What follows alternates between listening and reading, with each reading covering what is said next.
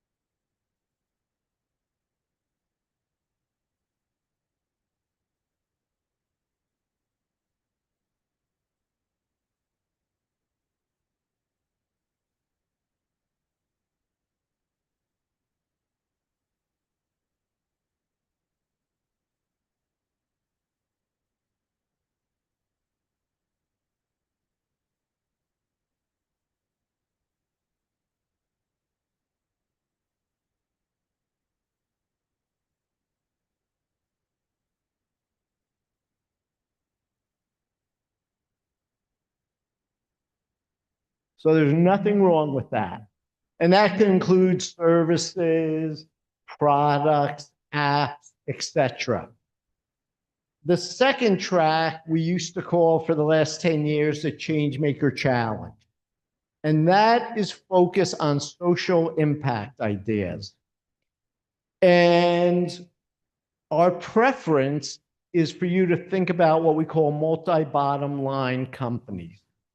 So companies, yes, they care about profit, but they're also very focused on people, whether it be employees, community members, people within the country or the world, and planet, protecting the planet and preventing additional environmental degradation.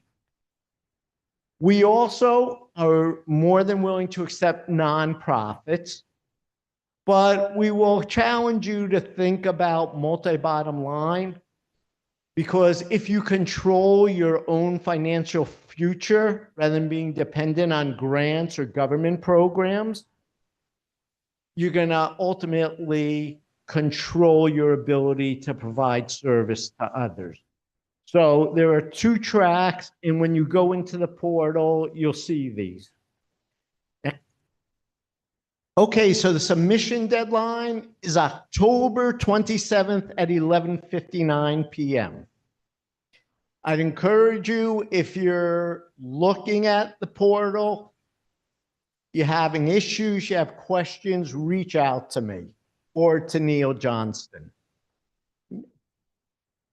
I'm not going to go through this other than to say, if you have an idea, if there's something you believe in, you're passionate about, you can meet with mentors as you work on your idea.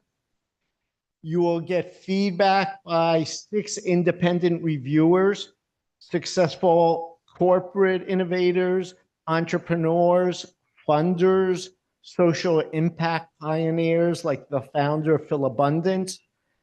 And then if you get chosen to present at the finals, you also get pitch coaching. So it really is value add for you. Next. Okay, can we go just to the next slide?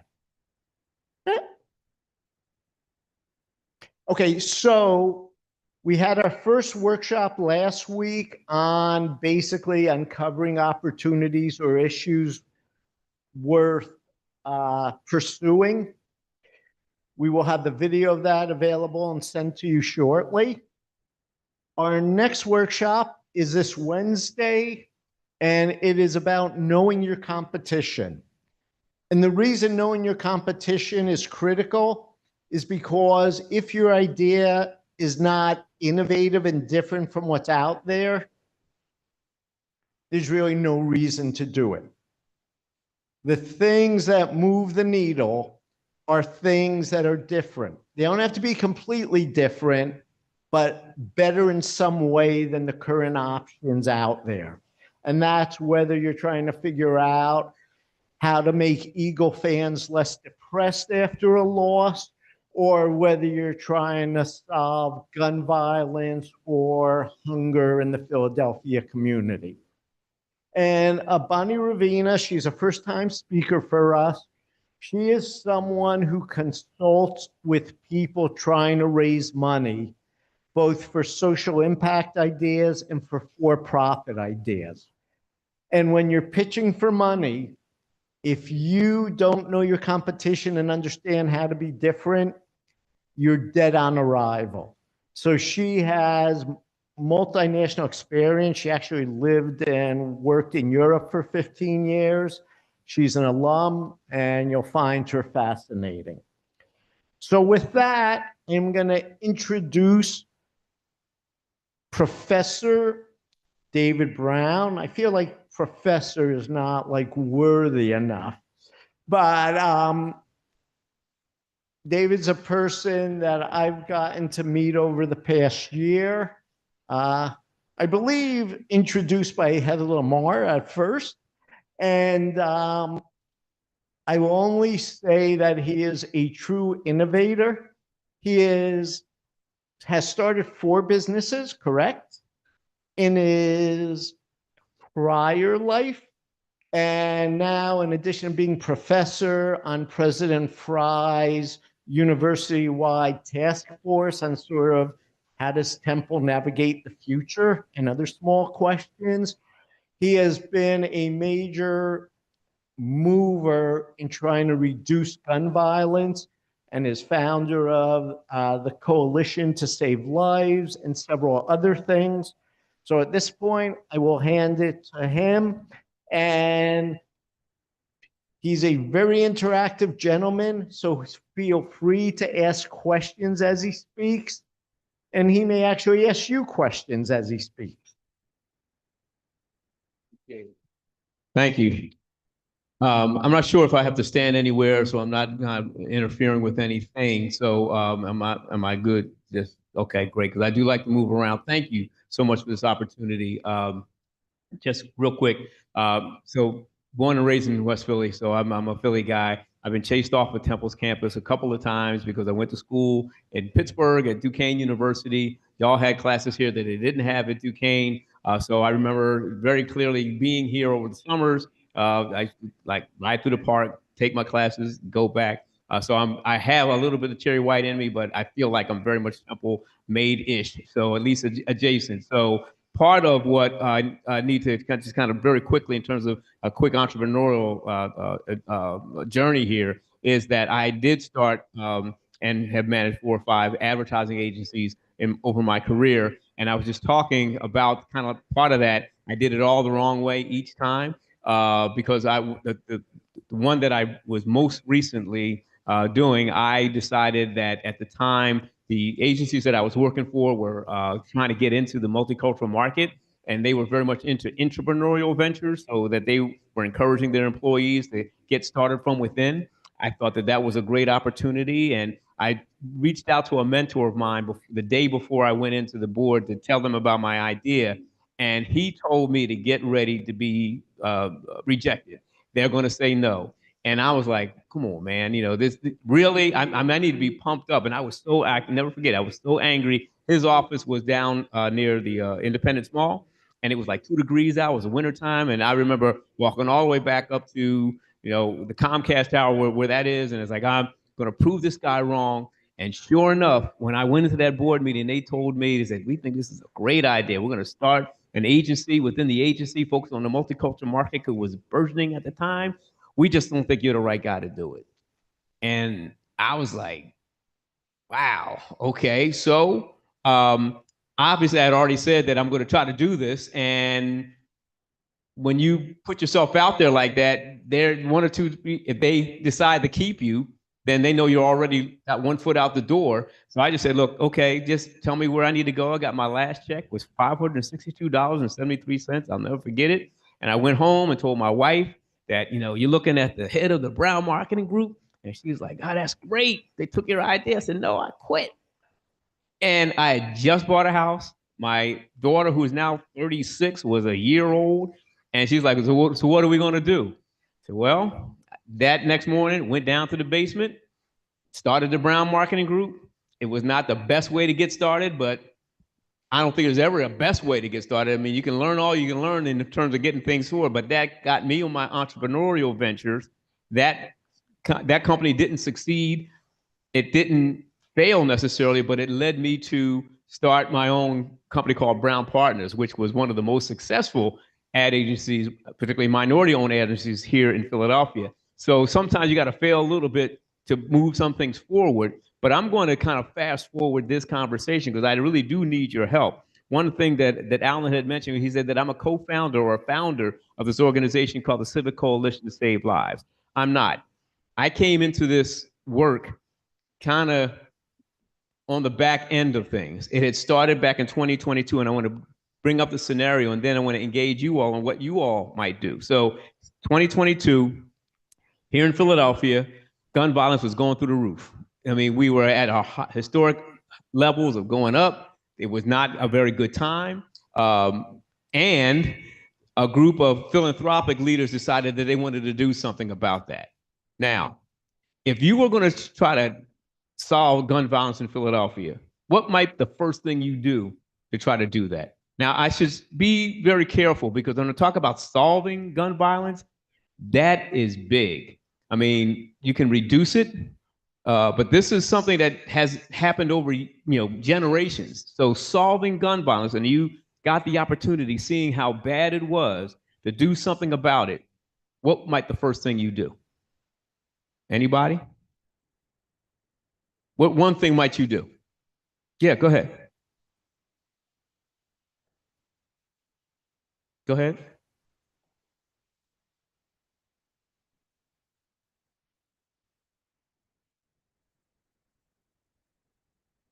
Right. Say again. Mental health services, good. Okay, good. Excellent. Excellent. Yeah, go ahead, Jeff. Mm-hmm. Mm-hmm. So get to the closest people, closest affected by the problem to try to get the solution. Good. Any other things that you would do? Y'all on the right track. Anything else you might do? Well, we're all talking about the same thing. It started first with research, right? So unfortunately, a lot of times when you're trying to solve a big problem like this and you have money, you think that you know the solution. Like whatever you're going to be coming to the table, that's going to be the thing that no one else has ever thought of before. And there we go. So we had two major foundations in Philadelphia, the Philadelphia Foundation and the William Penn Foundation, huge multi-million, sometimes billion-dollar organizations in town. Those two leads of those organizations said we wanted to do something to try to solve violence. But what they did was something that a lot of organizations don't do. They tried to go ahead and solve the problem without no understanding the problem. So they invested in research. They decided they needed to smarten themselves up because we're talking about heads of foundations. These are not people who are hanging out on the corners. These are not people who are close to the issue. They know it intellectually, but they don't know it personally. And I will just share just very quickly that my own personal story, I mentioned that I took classes here. I remember I was a survivor of a drive-by when I was 13 years old in West Philadelphia, happened to be I saw at the wrong place at the right time because I happened to be on this corner. Somebody had stabbed somebody a few blocks away. All they knew was they looked like me, meaning they were about my height, my complexion, my build. Car was coming to kind of have some retribution. They pulled up, window rolled down. I was so unaware that I walked to the car because I thought they were looking for directions. I see this window roll down, and when I saw this window roll down, everybody who was with me, my boys who would be like hanging with me, they had already knew what was going on. They were gone. And I'm literally standing, walking to this car and seeing what I thought was a pipe coming out. And then I heard this click, click, click, click, click, click. Gun was jamming. And if you've never had a gun pointed at you, you think that the first time is going to be the last time. And I froze. I don't care what anybody else says about, I'm going to be macho, this is going to be great. Wasn't. I froze. And had I not frozen, I don't know what happened. I happen to be a person of faith, but I don't know what happened. But something got me by the collar, threw me behind the bushes, and I was waiting for the next round to come. Never came. I ran and I ran all the way home. I wasn't supposed to be on that corner, but what I did find out that my therapy to get me through that time was I wrote. I wrote all night, and that made me think I'm not going to be just a statistic on the street. And that was 50 years ago. So to kind of come full circle to be able to do this kind of work, I have this lived experience that is as important as the same thing that you had mentioned. What will I look for in terms of how did that happen to get me at that point to be able to say, what can I do about it? So being able to do some research to try to determine what will be the best thing that this money can do to move some things forward, that was where they started. So that was 2022. At the time, the mayor was a lame duck. He was coming out. The police commissioner, who was typically hired by the mayor or named by the mayor, that person was also coming out. So at the time, they decided to not only smarten themselves out, but there's 3 areas that they had to look at in terms of how gun violence can be reduced. Thanks for being here, Heather. Yeah, absolutely. Now she's got to teach. She told me already, so I'm going to walk out on you. Thank you, Heather. But when you look at gun violence, what they found out, there's 3 areas that you have to look at. One's prevention, one is intervention, one is enforcement, okay? The mayor sometimes calls this thing the pie of gun violence. Prevention, intervention, enforcement. So we looked at, back in 2022, there was a lot of programs in prevention, like you were saying before, looking at programs that like, PAL and youth basketball, a lot of things that prevent people from going into picking up gun violence. Enforcement, very important. A lot of money going into enforcement, law enforcement and making sure that, guns are out of the hands of kids. So that's very, very important. Where they were underinvested was intervention. What intervention is that area of gun violence that will stop the person to get a gun in the first place. We're not talking about gun laws. We're not talking about anything like that. What we're basically talking about, what is the motivation for somebody to pick up a gun and resolve that dispute by a handgun, right? And if you do research, what you find in most major cities, like Philadelphia, there are about 15 to 1,200 people, individuals, who are what we call high risk, highly potential for being able to pick up a gun, either to shoot or be shot. 15. So in a city of 1.5 million or whatever it is, that population is where you need to focus. So that gave us a lot better intel as to where we want to invest our dollars. So part of our challenge, though, was that we know it's these 1,500 or so folks, because if you think about it, few people wake up in the morning and say, I'm going to go kill somebody today. It usually is an escalation of things that happen. If it's you went to a bad school, you got a bad job, whatever, someone cut you off in traffic, and now that's the straw that breaks the camel's back. That's a rare occurrence. People we're talking about are in a lifestyle where gun violence in particular is going to be the resolution. So they've already kind of looked at how to figure out how to intervene with that group. So mayor, lame duck. Police commissioner, out the door. For us, it's a great opportunity. Why is that a great opportunity? What made that a great opportunity? If we haven't been able to solve this thing for decades, why would a change in administration represent an opportunity that could turn the trajectory in a different direction? Yeah, go ahead. Frequently, changes in administration allow for a lot of other changes to happen with a new person coming in or just in the interim when you're trying to cobble together solutions. Absolutely. So a change in administration could usher in a lot of other different changes. So for us, what we decided to do, we briefed each mayoral candidate. We didn't care who's going to win, but we wanted to make sure that they knew about what we were trying to focus on, because when you can solve gun violence, a lot of other things can get solved, right? So we briefed all the candidates. One of the candidates who happened to win was Mayor Sherelle Parker.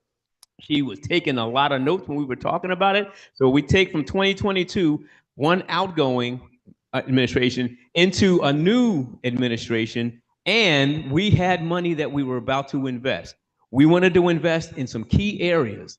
When you look at intervention, you want to look at housing, employment, behavioral health in particular. I think that's what someone had mentioned about behavioral health, because what we found out was that 1,500 or so, that's the core of that gun violence population. Those are the folks that typically don't have stable housing, don't have a stable job, and have not had any behavioral health services. So there are things that we know that if we were able to invest in, we would be able to make some turnarounds. Yeah, go ahead.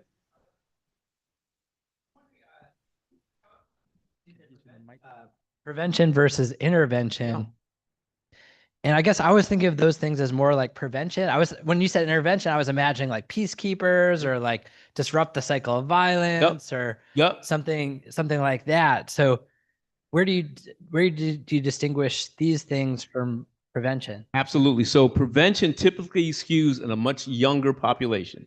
So if you get involved in, basketball leagues and things of that nature, you're typically in that age group of 18 and under, right? So, and we've seen a lot of stuff in terms of the news that kids have access to guns, and but these are also not people who are living in a lifestyle where, gun violence is going to be prevalent, right? So that would be the prevention side. The intervention is those folks who are 18 to 35, primarily and unfortunately African-American men, primarily African-American or Latino men. Those are the more highest, what we call highest risk individuals who might either be shot or to shoot, right? So knowing that, and then looking at, to your point about what kind of intervention can help, nothing stops a good gun from being fired than a good job.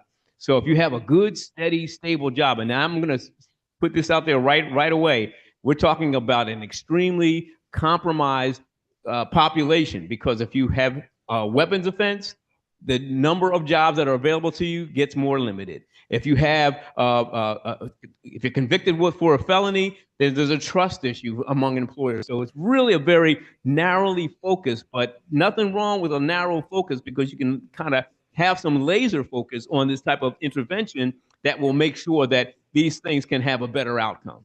So when you think about how, you try to decide where you're going to put this money, and we were able to raise about 1.5 million. It doesn't sound like a whole lot, but when you're in an environment where $60,000 or $50,000 with an organization that's doing good work, that can go a long way. And you're not trying to spread it out so you can be so thin and not to be effective, but you're trying to do targeted investments that will enable to build the capacity, so the organizations that are doing good work in housing, doing good work in terms of employment, doing good work in terms of behavioral health, you can see the impact.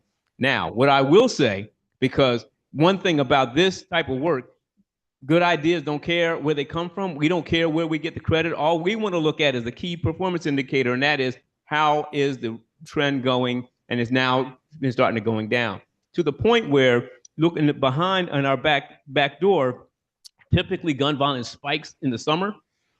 For now, the last three summers in a row, gun violence has been going down. Now, what we need to do is, now here we are about to have the last quarter of the year. What we need to do is keep the gas pedal moving forward so we can continue to have that downward trend. I will say to you, I don't expect, and I'm just being realistic, it ever to be zero. If we eliminate gun violence completely in the city of Philadelphia, I don't think that that's realistic, but what we can do is reduce it to the point where people feel safer. And we've got some research now that shows that people are feeling safer going into different neighborhoods like Fishtown or Center City and things of that nature. That's very, very important, particularly leading into the 2026, when we got the semi-quincentennial, 250th anniversary of the country, World Cup, Major League Baseball. Those things have economic impact, and we can show that trends are going down and people are feeling safer, then we can start to have some momentum that can continue to make sure that we stay on that downward trend. So for me as the executive director, my background as an entrepreneur is I'm not necessarily making a product. What I am doing is creating opportunity for other organizations so that they can, in fact, be part of that solution in terms of driving things down. Last thing I'll say, we just Friday, we made a major announcement with the police commissioner. We're helping to fund their strategic plan. The police department has never had a strategic plan, which boggles my mind. This is a legacy organization. It's one of the most well-funded institutions within the city. not to have a strategic plan, to me, is, no pun intended, criminal. How can you have this force and not have some kind of strategic plan? And by definition, your strategic plan has to be integrated in everything else. It can't exist by itself. So when we look again at that pie, that prevention, things are doing well, a lot of investment going in there. Enforcement with better direction, a lot of things are going to be happening going forward. And that intervention space where we're occupying that space and trying to help connect other folks who are doing these major things, that's what it's going to take, this collective effort on many different levels to continue to kind of strategically put the foot on the pedal to be able to make sure that that number continues to trend down. I feel like I'm talking 100 miles an hour. Let me stop for a second and see if we have any questions, because this has only happened. I've been executive director only for barely a year. I came in, I would say, the second half of the game, because we had already established the team, got things going, the trends were going in the right direction. Now my job is to continue to raise money, and I want to ask you, what do you think is the challenging part of raising money? Because that's kind of part of my job. How do I continue to raise the kind of resources and deploy those resources so that they will have the most effective impact going forward? What do you think that challenge is? Particularly, remember, our trends are going down. What do you think might the challenge be in terms of getting other people to invest in the work that we're doing?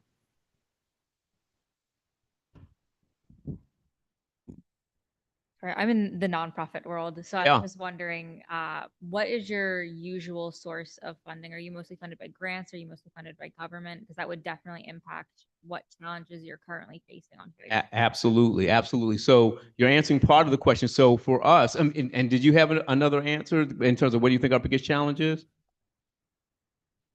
Yeah, I was gonna say the problems with funding, but I think that was like a good question that you asked, because that also like will help with the answer. But like for me, when I was thinking what you said, I'm like, if it's going down, then people probably don't feel like as much of a need to invest in it, because it's like, oh, the problem's already getting solved. Why are we putting more funds towards it? So- Absolutely. That is, there's two things that both of you said, part of the answer. One is that people think the problem's solved. You're trending down. Let's keep the momentum going. What do you need my money for? Let's put that money somewhere else. One thing. The other thing is that you mentioned about how we raise our money. So we don't get any money from the federal government. We don't get any money from the state. Kind of, we get some money from the state, but primarily it's philanthropic money. So we're looking at foundations and so forth. As a matter of fact, one of the things that have been trying to get us to think about is because there's a lot of people who want to get involved in our work and they don't know how to get involved with our work. So and we know if you run a nonprofit, one of the biggest areas of giving is individual giving. And it would be great if we were able to do more individual, what I call retail giving. That hasn't happened yet. So I'm still working on that, because that could also help to sustain it over time, particularly if a foundation decides they're going to go left when we want to go right.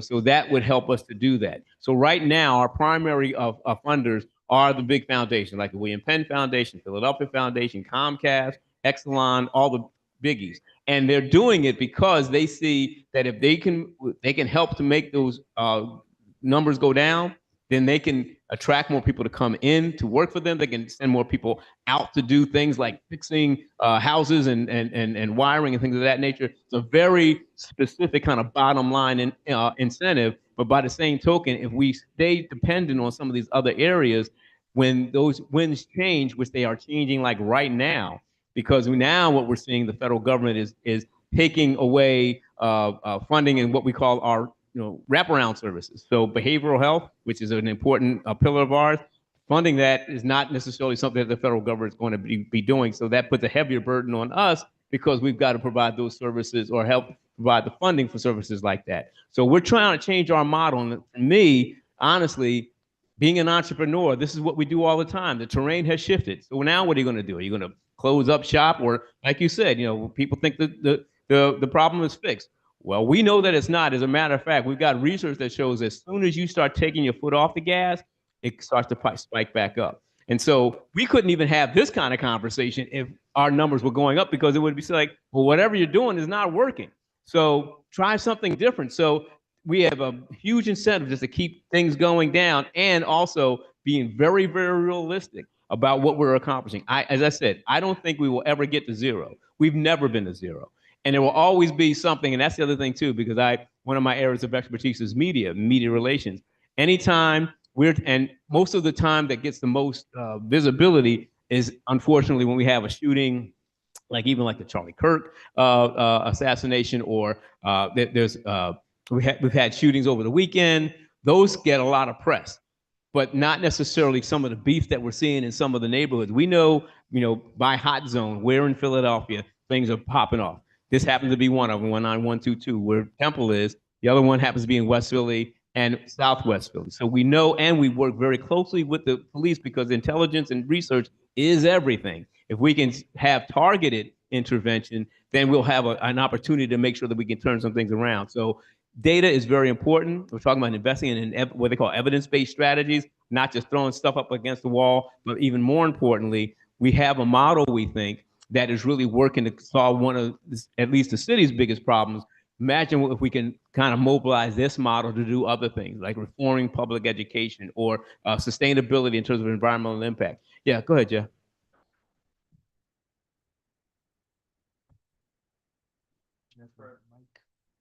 A lot of times when you get to a certain point, a lot of times when you get to a certain point with the company, you're like, okay, we now know how this works.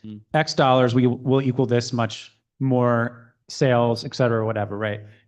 Do you have like a pretty good understanding now of like this works?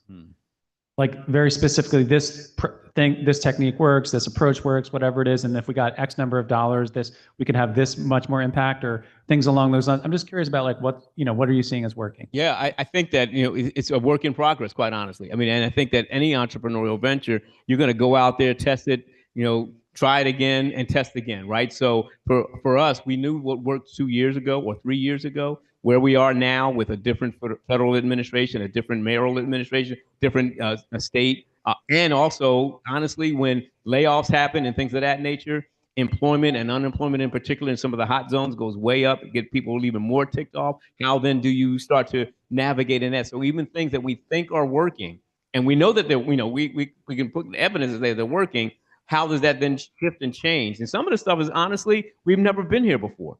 We have never, we're with day 5 or 6 of a government shutdown. We've got talking about people being furloughed, which used to be really steady jobs. We're looking at different things that are happening. And in the midst of all that, we're about to bring the whole country into Philadelphia, to celebrate these major, major things where safety in particular is a huge attribute as to whether people think they've had a good time, right? So some of the stuff is like, what does that have to do, because we hadn't had that 3 years ago. Now here we are. So I think that, to your point, we know generally what's working, but you got to tweak the formula, because if you think you got it all figured out, that's exactly the time when things want to get out of control, right? So I think that's the other thing too, being able to kind of look at some of those 3 pillars like housing, employment, behavioral health. Those are things that are not going to change, meaning that if you can improve those 3 areas, you will have success over time. But that takes a long time to be able to manifest in terms of success. Yeah. We're having our big management conference in Philadelphia in August here, 2026 as well. So we're certainly part of this and counting on your work to make everybody have a good time. And that's a lot of pressure. Thank you. But I was wondering, so it sounds like what this group is doing is involved in what we call collective impact. This like theory of collective impact that of getting all of the groups in the area kind of coordinated around a shared KPI, shared goals, shared strategies, allocating funding to organizations that sign on to that vision. And building like a centralized infrastructure to coordinate all of these groups. And in the articles about collective impact that we use in my social entrepreneurship class anyways, they say, and it's really hard to get this work funded. It's really, people don't necessarily want to pay for somebody to coordinate other people. And I guess I was curious about that, and whether, the funders that you have are very sophisticated and they probably know about the theory of collective impact, whether that's on their minds and is part of their articulation of value and why they would invest in it.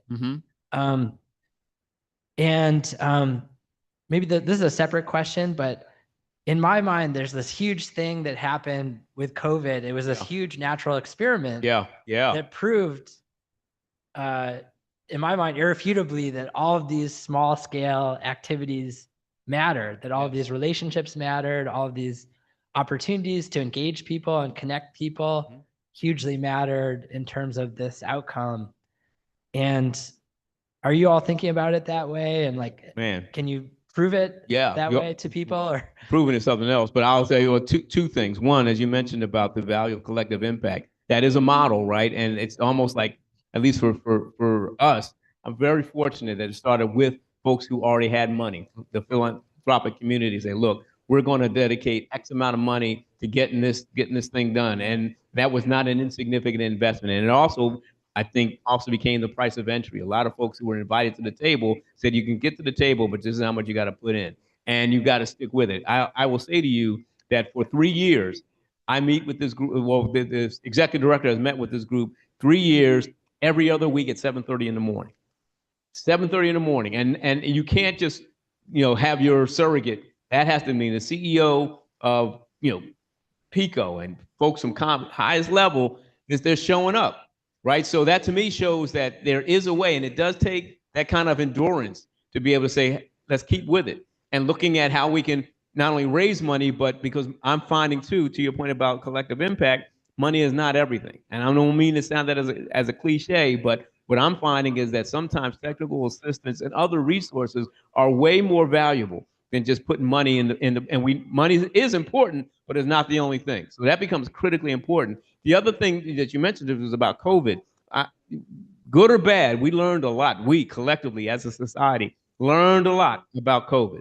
There were a lot of things that, particularly a disaster that we didn't know when it was going to end, what the impact was going to be, but it has changed so much around how not only business is done, but how life is lived, right? So for us, that has become, what did we learn during COVID that we can apply like right now, right? And we're doing that. I think that even the fact that, the whole notion of collaboration and the idea that good ideas don't care where they come from, the best practices and better practices. We're very fortunate. Philadelphia is now, and I don't take any credit for this, but is now one of the leading cities in the country about how to approach gun violence through a coalition-built model. So we're now trying to teach others like Indianapolis and Baltimore and other places how they do it. But when we're trying to teach that, we're also trying to learn it. That's what I love about being an entrepreneur, because you can sit down and literally talking to somebody, how did you do that? And it's like, this is how I did it. Now, I can give you the recipe, but you still have to cook. So that, to me, becomes something that we can learn and constantly learn, because there are going to be some common denominators in urban cities in particular. But how then can we take that and apply that to things that are happening in Philadelphia and then show quantitatively that things are working? But here's the other thing, too. Unless we connect with the police department, unless we connect with the community, there's a lot of different connections that combined make that number go this way. Right. And I'm hoping and praying, and maybe this is the middle child in me, that I'm hoping and praying that people just don't get pissed off and saying like, I want to run this. Like, look, there's no room for it. If you don't check your ego at the door, then you're going to want to get the credit, and that's going to just disrupt things. Not only disrupt things, it's going to cause an obstacle that we have to be able to overcome. And unfortunately, in a lot of cities, and Philadelphia is no exception, that has more been the rule than the exception. But this time, I think we're looking at, we all agree that we need to reduce gun violence because it's going to be good for our families, good for our businesses. How do we do this? This is how we could do it. This is what we've seen, and it seems to be working. Yeah, go ahead. I know when you were talking about how you guys are trying to have a shift to more of getting funding from like individuals in that aspect. How are you guys using marketing and different like tactics, especially in our social media age? Yeah. How are you using those tactics to really tap into that market?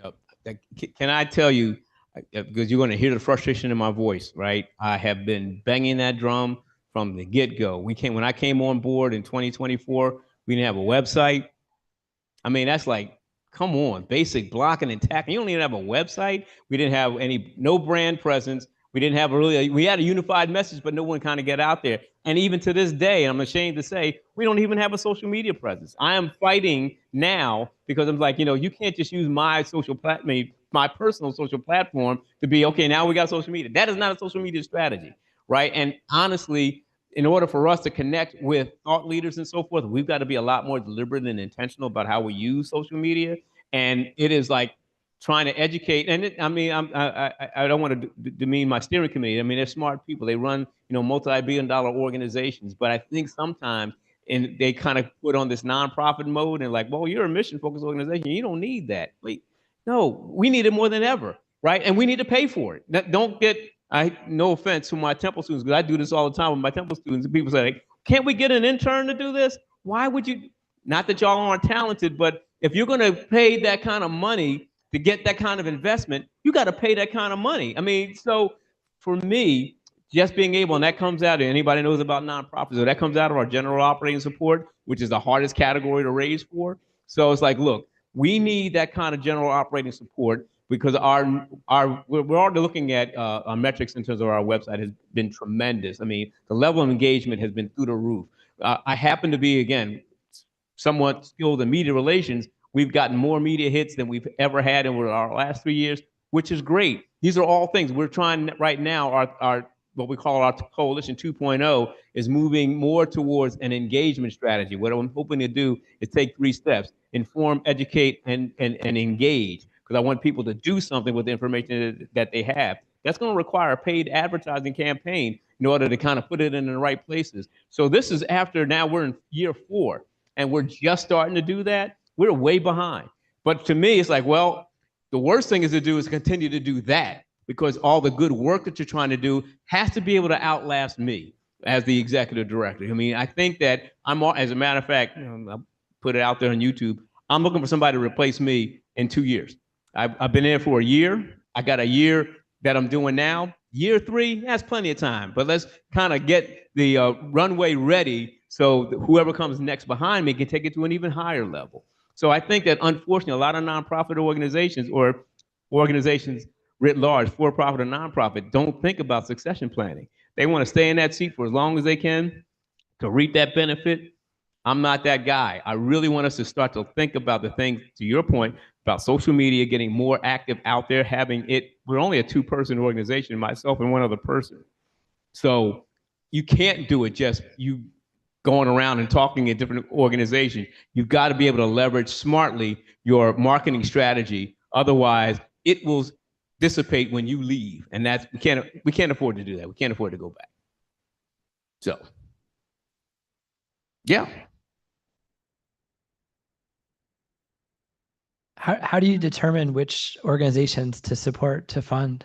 Great question. So part of it is really kind of looking at, the size of the organization, the impact that they have, particularly when we're looking at community partners. So if we're looking at employment, housing, and behavioral health, most of our investment has been in behavioral health organizations, as well as, I forgot someone who had mentioned it, but organizations that are closest to the population that is either prone to shoot or to be shot. So we're working with organizations that usually, unfortunately, are underfunded. So we're providing them with the resources that they need, but at the same time, we're also helping them to develop more capacity. Because, for us, if we only focus on helping them to kind of meet their budget, but we don't help to expand their ability to solve or to address some of these problems, then when our funding goes away, then they'll be as bad as they were when we came to it. So a lot of the organizations, and some of this has been how to find organizations that are underrepresented and underfunded, but at the same time,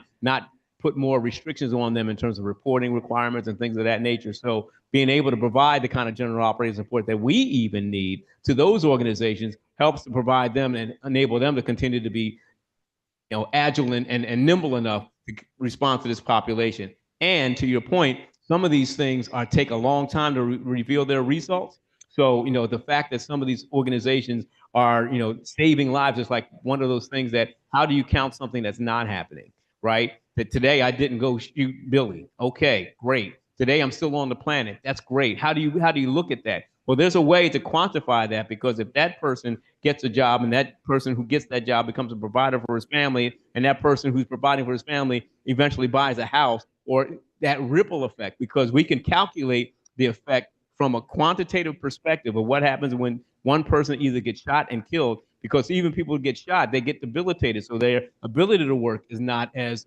robust as it had been before. You can look at that. So how then can we look at that equation for that incident not happening in the first place? That becomes a pretty compelling argument for why invest in intervention.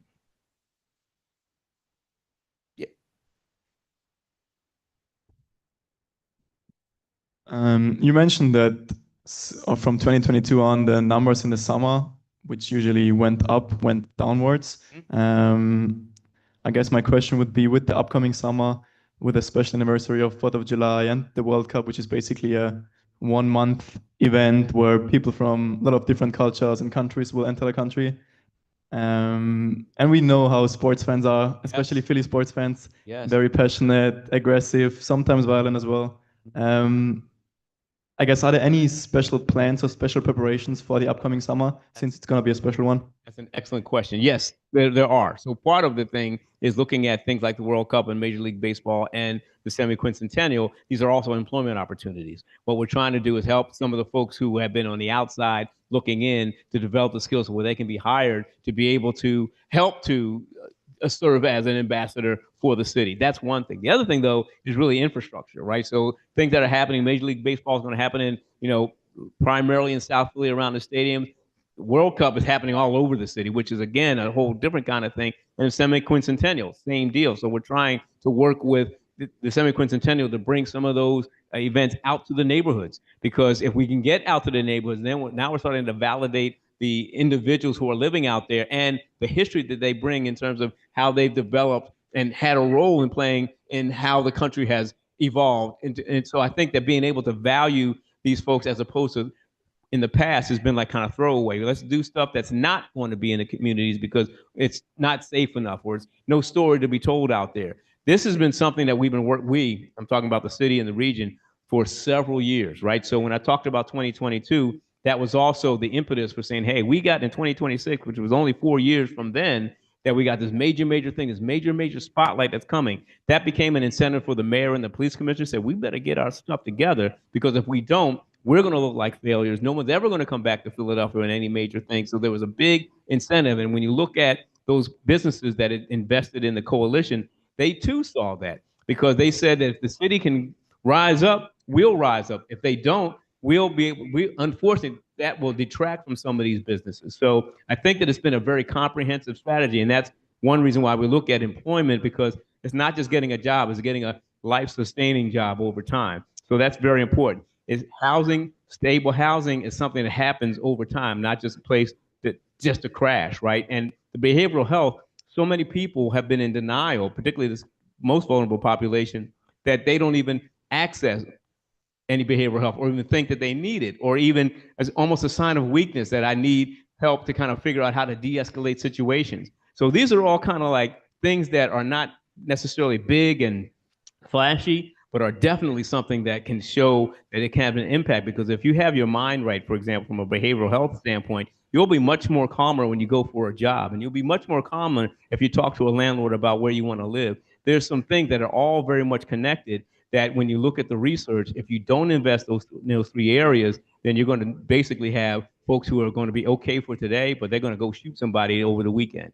That's not going to help, because eventually that will keep adding up. And I think being able, to your point, having the incentive of a spotlight on the city and the region provided a very big motivator for people to not only get involved, but to stay involved. Because if this started in 2022 and we're now in year 4, and we're looking at 1.5 million over the last 4, that's a lot of money that's been invested in some of these organizations. And people want to see that return on their investment. The way to see that is, can we continue to attract things beyond 2026 that will enable the city of Philadelphia to be kind of lifted up as a city that can do a lot of things? And this might be one of them, like going after the Olympics or going after some bigger prizes in the future. That's the plan. That's the plan, we hope. Yeah. I feel like I've been talking a mile a minute, and I got to watch time because I got a class too, but it's all good. It's all good. Other questions? Yeah.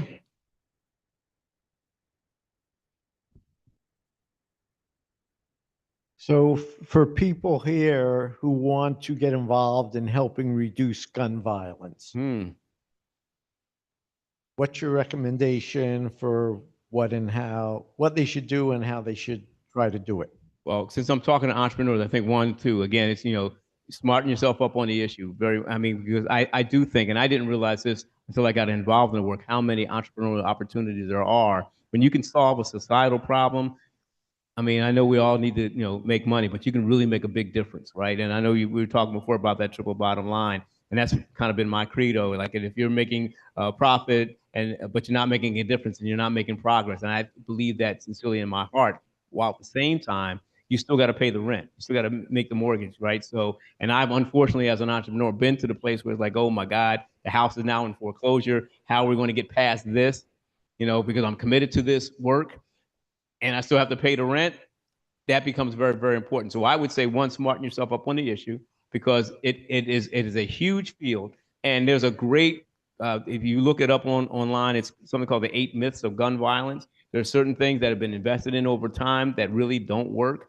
And I'll give you an example, gun buybacks as an example. Gun buybacks, which I love, because they're very visible, it's very tangible, but the impact of taking some of those guns off the street is not necessarily, that's not where those violent crimes are being committed. Typically, we're talking about, they say guns that have a case on them, or guns that have a body on them. Those is what's happening, as well as illegally purchased guns. So I would never tell someone, say, I'm not going to, ever participate in the gun buyback program. That's not what I'm saying. What I am saying is, if you've got limited resources, the thing is, where you're going to have your investments going to make the biggest impact.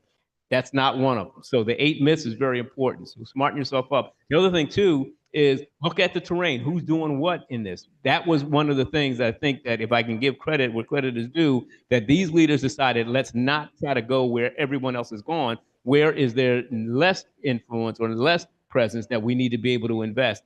That, to me, from a Philadelphia standpoint, that rarely happens, because, again, I call it the institutional arrogance of organizations, that they come in, we know how, we got the money, get out the way, whatever you have been doing, nonprofits, we know better than you. No, that's why I think that being able to kind of understand, so what is your lane? And that's the other thing I think is very, very important. If you know your lane, you won't get into what we call scope creep, right? What's going after the fanciest thing today. And so if we know that our lane is 18 to 35 African-American and Latino males, that's our lane. If we say, hey, well, why don't we do stuff with the younger people? Well, that's somebody else's lane. We can help them, understand how they connect to our lane, but stay in your lane, because that's where we need to be able to focus. Because as soon as we get into scope creep, we start to dilute the diminished resources that we have already. And that is not going to be good. We spread ourselves a mile wide and an inch deep. That's not the approach that we need to look at. And I think sometimes, and I'm happy to be able to be that person, you sometimes need somebody to remind everybody else, like, remember, this is what we said we're going to do, and hold people accountable to it. That, to me, is as much the role as an executive director as anything else, because I'm not just executing what they're saying. Part of my role is being able to have a broader view to kind of make sure, like, look, if we do this, then that. Now, I know I serve at the pleasure of the steering committee, but look, I've been around for a long time. I know I've seen businesses rise and fall. I'm in that seat because I have to have the kind of voice of reason to kind of make sure that we stay focused. Because as soon as we kind of go off of that, I'm going to be responsible for trying to right our ship. I'm not trying to do that. We have a limited amount of time. We've got a very volatile industry, if you will, in terms of what's happening. So for us to be able to stay focused, that becomes very critical. So smarten yourself up, learn your lane in terms of looking at what you're doing. The other thing too, and I know this sounds like a cliche, stay committed to your cause. Because I think that particularly in the environment that we find ourselves now, with something coming out of the Washington almost every day that's kind of affecting what we do, how do we steady our ship when we're kind of like buffeted, with the waves that we're hitting? Well, some of that is kind of being able to recognize that you are kind of getting shifted, and what can we learn from these shifts, which reminds me of the point that was made before about the pandemic. We learned so much during crisis that we have to be able to put that to implementation when crisis is not happening, because those lessons are going to help to inform our path going forward. So I think for us, when you say how to get involved, those are some of the principles that I would say, and I wish, I'm still working on it. I'm still working on how to get people individually involved with the coalition, because right now we don't have a mechanism for people to do that, which drives the craziness out of me, because if I'm going and talking passionately about the work that I'm doing, people want to say, well, how can I help?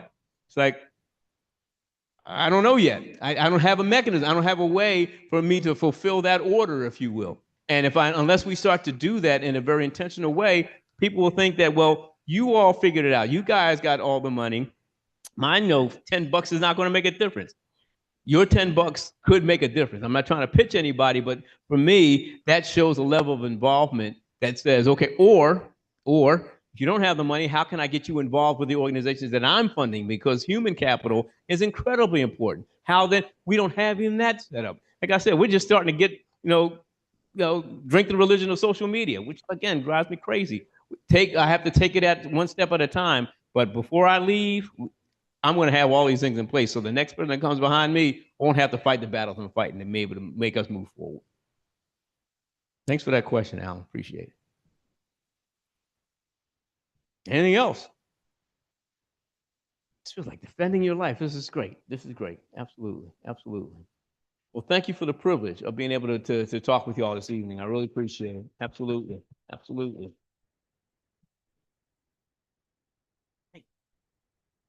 Thank you. I know you have to go teach.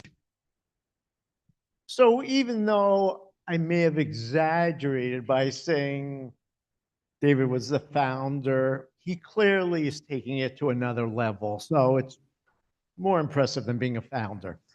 Thank you for your participation and good questions. There are cookies and chips in back, so please take them. Otherwise, I'll gain another 20 pounds. Hopefully, we'll see many of you on Wednesday for the workshop on knowing your competition and being innovative.